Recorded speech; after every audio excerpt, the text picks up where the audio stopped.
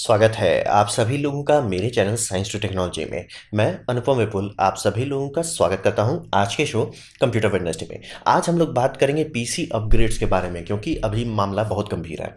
तो सबसे बड़ा समस्या है कि अभी जो शॉर्टेज चल रहा है, इससे हर एक कंप्यूटर कंपोनेंट का दाम पागलपंती जैसा बढ़ गया है।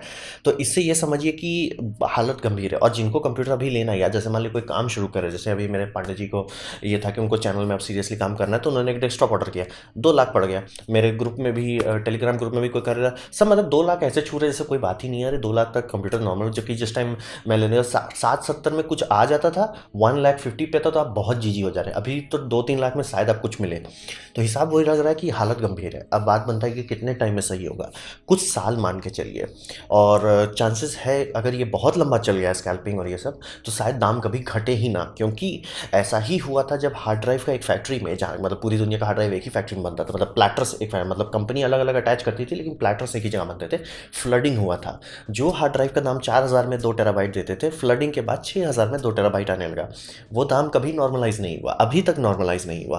कारण वही है कि अगर कंपनी देखती है कि लोग खरीद ही रहे हैं प्रोडक्ट्स को, तो उतना ही दाम बढ़ा के बेचने लग जाएंगे। भैया आप तो खरीद ही रहे हो, स्कैल्पर्स के क्यों कर रहे हो, हम ही से कर लो।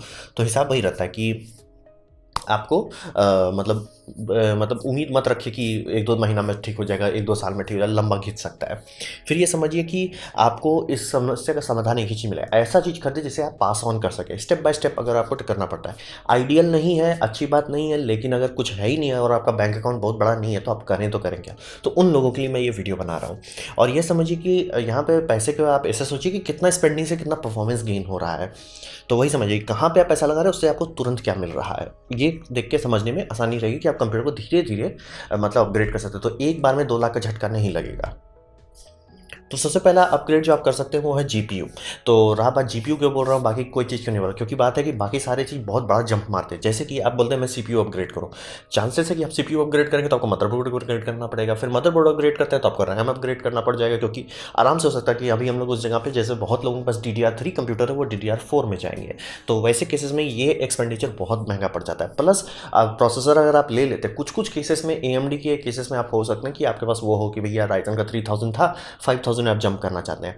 क्या वो आपको करना चाहिए? जवाब होगा नहीं, क्योंकि 3000 टू 5000 में परफॉर्मेंस का अंतर ज़रूर है, लेकिन वो ऐसा नहीं है कि आपको लगे दिन रात का कोई अंतर आ गया। हाँ, लेकिन आप बहुत पहले से कुछ रखे हैं, जैसे i5 मतलब कहिए आप 8 जन के आसपास में है, और आपको है कि नहीं यार बहुत टाइम हो गया, 5-6 साल से ज़्यादा हो गया और अब करना है, तो अब हमेशा उसी जगह में फंस जाएंगे। भैया आपका कभी प्रोसेसर सिर्फ प्रोसेसर के तौर पे नहीं बदला जा सकता, आपको रैम बदलना पड़ेगा, आपको मदरबोर्ड बदलना पड़ेगा, तो टोटल खर्चा बहुत ज़्यादा आ जाता है। और ये सब एकदम स्टॉक से एकदम स्वाहा हो चुका है, कुछ बचा ही नहीं है।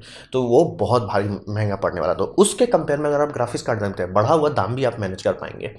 तो वही समझिए। और जीपीयू का सबसे बड़ा बात है, बहुत आसानी से ट्रांसप्लांट होता है। आप जितना बड़ा जीपीयू लेना है, उसको सबसे छोटे मदरबोर्ड में भी लगा सकते हैं, सबसे बड़ा मदरबोर्ड में लगा सकते हैं, उसको कोई लेना देना नहीं है। तो इससे ये फ़ायदा होता है कि आप इसको आज खरीदें, कल आप अपने जब बाकी सारी चीज़ अपग्रेड करेंगे तो उसमें आराम से ट्रांसप्लांट कर पाएंगे बिना दिक्कत के।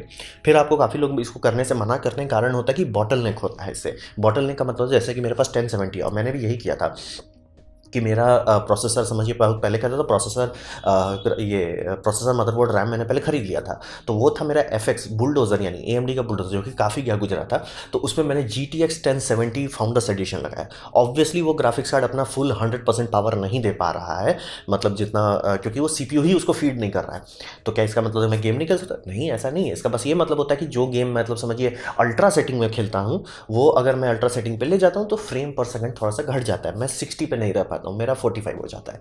तो वो मैनेज कर सकता हूँ। और कंपेयर टू मेरा जो पहले था 5750 ऐसे करके ATI का ग्राफिक्स कार्ड था, उससे तो बहुत बेटर हो गया। तो ये हर मामले में बात सही है कि आपका बॉटल नेक होगा अगर आप ऐसा करते हैं कि ठीक है आपका कंप्यूटर पुराना है, लेकिन आप भयानक नया ग्राफिक्स कार्ड डाल देते हैं, वो ग्राफिक्स कार्ड अपना पूरा पावर नहीं दे पाएगा, लेकिन आपके पुराने वाले से बहुत बेटर होगा और आपको बहुत अच्छा लगने वाला है। और आराम से ये समझिए कि जो गेम आप छू ही नहीं पा रहे थे वो प्लेएबल हो जाएगा, आराम से सारे गेम प्लेएबल हो जाएंगे। और अगर आप साइट सीइंग वाले गेम देखते हैं जिसमें ग्राफिक्स बहुत ज़्यादा रहता है, हाई फिडेलिटी रहती है, वो सब आराम से 30 फ्रेम पर सेकंड पे खेला जा सकता है। हाँ, कॉम्पिटिटिव गेम जैसे CS:GO हो जाए या कोई गेम हो जाए जिसमें आप चाहते हैं कि फ्रेम पर सेकंड बहुत ज़्यादा रहे, तो उसका तो जनरली बनाया ही ऐसा जाता है कि आराम से चल सके। तो आप ग्राफिक्स को अपग्रेड कर सकते हैं, बॉटलनेक के बारे में उतना ना सोचें। नया कंप्यूटर शुरू से बना रहे तो ऑब्वियसली सब लोग आपको कहेगा, लेकिन अभी हालत वैसा है ही नहीं, तो बात क्या करें उसके बारे में। तो वही समझिए, जीपीयू सबसे ऐसा है कि अगर महंगे दाम में भी आपको मिल रहा है, लेकिन मिल जा रहा है जो आप खरीदना चाह रहे हैं, तो खरीद सकते हैं, क्योंकि आराम से इसे आप कुछ साल बाद मतलब नए कंप्यूटर में लगेंगे और ग्राफिक्स कार्ड अपना और पावर देगा, और ग्राफिक्स कार्ड लंबा चलता है, तो इसलिए हड़बड़ाने की कोई ज़रूरत नहीं है, आप इसमें खर्च कर सकते हैं। अब वही है कि सीपीयू, मदरबोर्ड, रैम तीनों जनरली एक साथ चेंज किया जाता है, तो इसीलिए वो उतना आसान नहीं पड़ेगा।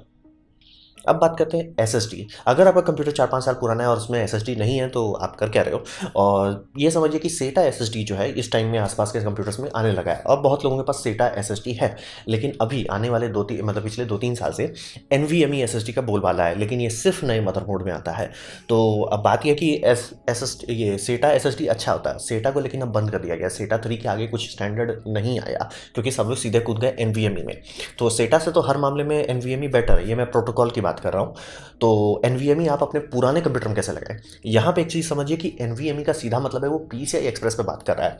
आप आराम से कार्ड खरीद सकते हैं, आपका बजट कितना उस पर है। ये जैसे मान लीजिए आप चाहते हैं कि भयानक आप कुछ बनाना चाहते हैं, आपको स्टोरेज चाहिए, और आप मान लीजिए कोई ऐसा वीडियो एडिटिंग कर रहे हैं, 8K का वीडियो एडिटिंग कर रहे हैं, कुछ कर रहे हैं कि आपको बहुत बड़ा स्टोरेज, बहुत फास्ट चाहिए, तो आप इस तरह का आसूस का कार्ड खरीद सकते हैं। मैंने नीचे अमेजोन का लिंक दे दिया है, महंगा है, 6,000 का है, लेकिन ऑब्वियसली अगर आप 4 एनवीएमई ड्राइव खरीद सकते हैं तो ये सस्ता पड़ने वाला है। या अगर आप चाहते हैं कि यार मेरा कंप्यूटर सस्ता है और मतलब सिर्फ एक ही एनवीएमई लगाना चाहता हूँ बूट स्पीड को बढ़ाने के लिए, मतलब इफिशिएंट, क्योंकि सेटा का लिमिट है 6 मतलब कहिए 300 कैपिटल एमबीपीएस का, उससे ज़्यादा वो देगा ही नहीं। 6 बहुत हुआ तो ये सब गीगाबाइट पे चलता है, तो बहुत ज़्यादा तेज़ हो जाता है, तो ये आप आराम से खरीद सकते हैं। ये सब आपको पड़ेगा 500 से 800 रुपये का, नीचे लिंक दिया हुआ है। तो ये आप आराम से अपने पुराने कंप्यूटर में एनवीएमई लगा के कर सकते हैं, अगर आपके पास पीसीआई एक्सप्रेस स्लॉट है। अगर आप ज़्यादा उड़ना चाहते हैं तो 16x का स्लॉट लें, जिसमें आपको 4-5 कार्ड लगाने को मिल जाए, मतलब 4 मिल जाएंगे। और अगर आपको एकदम सिंपल रखना है तो 4x का स्लॉट है, जो कि काफ़ी सस्ते मदरबोर्ड में होता है, कि एक 16x होता है, एक 4x होता है। तो आप आराम से लगा सकते हैं और आराम से आप इसका फ़ायदा उठा सकते हैं।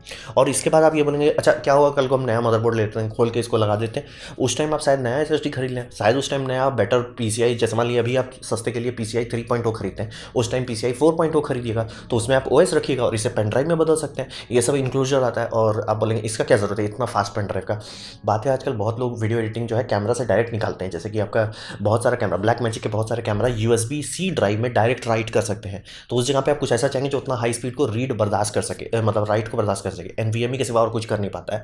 यही सब आप कई जगह पे आपको ज़रूरत पड़ सकता है कि एक ऐसा जगह रहे जो काफ़ी हाई स्पीड पे हमको डेटा इधर उधर करने दे। ये सब आपको आराम से मिल जाएगा। 3,000 में ये मिलता है, 500 में ये मिलता है, 6,000 में ये मिलता है। तो आप इसको आराम से अपने कंप्यूटर में ला सकते हो, और ये बर्बाद नहीं होगा, नहीं फेंकाएगा, आराम से आगे तक ये चलता रहेगा। आप इस पे एनवीएमई जैसा लगाना है लगाइए, उसको चाहे तो कल को आप पेन ड्राइव में बदल दें, या तो चाहे तो यही आप शांति से अपने मदरबोर्ड में लगा दीजिए। और मदरबोर्ड में उससे बेटर, जैसे मान लीजिए 3 साल बाद आप नया खरीदते हैं, उस टाइम जो बेटर आएगा वो उसका मेन ऑपरेटिंग सिस्टम में लगाइएगा। तो एसएसडी पे खर्च करने से घबराएं नहीं, क्योंकि ये आराम से ट्रांसप्लांट हो सकता है और आपको कोई टेंशन लेने की ज़रूरत नहीं पड़ने वाली है। अब बात करते हैं पावर सप्लाई यूनिट का। तो पावर सप्लाई यूनिट का समझिए कि अगर अच्छा पावर सप्लाई लेते हैं तो ये बहुत लंबा चलता है, बहुत बहुत बहुत ज़्यादा लंबा चलता है। और अभी वो सारे लोग नाच रहे हैं जो बहुत ज़्यादा बड़ा पावर सप्लाई खरीद लेते थे, क्योंकि 30 सीरीज़ का ग्राफिक्स कार्ड जो आया है, यानी RTX 3000 का सीरीज़, वो थोड़ा ज़्यादा बिजली खाने लगा। मतलब जनरली कंपनी कोशिश करती है कि ग्राफिक्स कार्ड का पावर कंजम्पशन सेम ही रहे, मतलब पिछले जनरेशन में अगर 200 था तो इसमें भी 200 रहे या 220 जाए। इस बार ये 300 पहुँच गए। तो बात ये होता है कि बहुत सारे ग्राफिक्स कार्ड नंबर में आप देखेंगे तो कर जाना चाहिए था कि मतलब 600 वाट का है, आराम से चलना चाहिए, लेकिन वो जैसे ही ओवरक्लॉकिंग आजकल जब डायनामिक हो गया है, तो आराम से ऐसा हो सकता है कि उससे ज़्यादा स्पाइक मार रहा है। स्पाइक मारता है, पावर सप्लाई में एक फ्यूज़ होता है जो ट्रिगर कर जाता है कि भैया बहुत ज़्यादा एम्प ड्रॉ हो रहा है। तो इसीलिए हर जगह सब लोगों को कह रहा है कि भैया ज़्यादा वाटेज का वो लो। तो जो लोग पहले से खरीद के बैठे हुए हैं वो तो अभी पार्टी मना रहे हैं। और आप लोग को भी यही समझना होगा कि पावर सप्लाई खरीदने टाइम कंजर्वेटिव से ना रहे। अगर आपको गेमिंग सिस्टम बनाना, अगर आपको कुछ अलग बनाना है, जैसे वाली आप नैस बनाना चाह रहे हैं या कुछ ऐसा बनाना चाहिए जो लो पावर हो, एकदम कम बिजली खाए, तो बात अलग है। लेकिन जनरली अगर आप कुछ ऐसा करना है परफॉर्मेंस, हाई परफॉर्मेंस के पीछे भाग रहे हैं, वाटेज में पैसा ना घटाएं।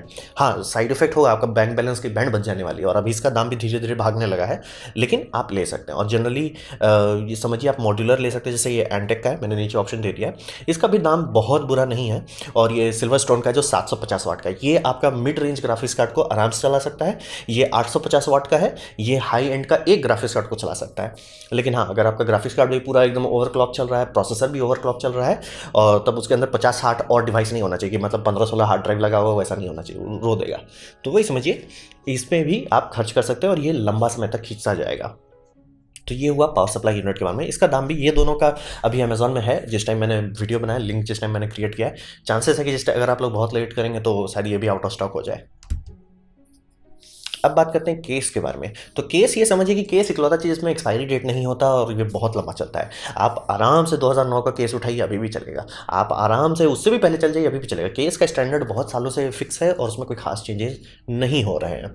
तो यही समझिए। और अगर आप क्वालिटी केस लेते हैं तो बहुत सारा काम आसान हो जाता है। जैसे नॉर्मली बहुत सस्ता आप हो सकता है कि पैसा आप जोड़ जोड़ के कर रहे थे, केस में आपने पैसा बचा लिया।